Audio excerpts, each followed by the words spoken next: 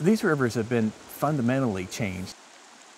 It's really hard to imagine what they looked like historically when there was so much wood in these channels. Wood was historically removed from rivers to improve navigation, to eliminate flooding hazards. In the early days, they would cut right down to the stream bank, and then the trees that were on the hill slopes that were the historical sources of wood were gone. Into the 70s, fisheries biologists believed that wood was sort of bad for fish. It prevented them from migrating upstream, it sort of got in the way of things, and so it made sense at the time to remove wood. But then, in the 1980s, we began to realize all the important functions that wood does provide to rivers. We also witnessed declines of salmon, trout, and species like lamprey, which depend on habitats created by wood. And it was a total about-face. The logical response to losing wood in our rivers is to put it back in.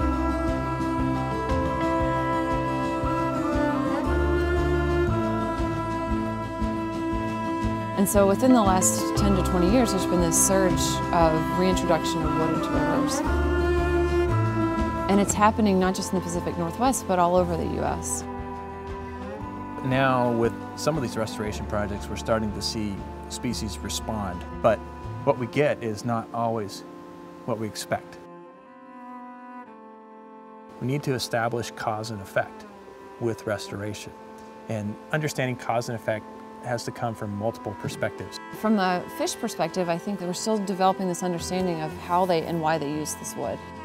So it's very important to work together now with diverse teams of scientists representing different disciplines. And the idea is that we really want to try to understand what are the right architectures or the right configurations of wood to support whatever the fish needs are. So we have a lot of opportunity to learn, and I think we should take advantage of that at every step along the way. I think we are at a really important and interesting time. We have this opportunity for salmon recovery. We have a lot of interest, a lot of resources being dedicated to it. We're investigating something that people really care about.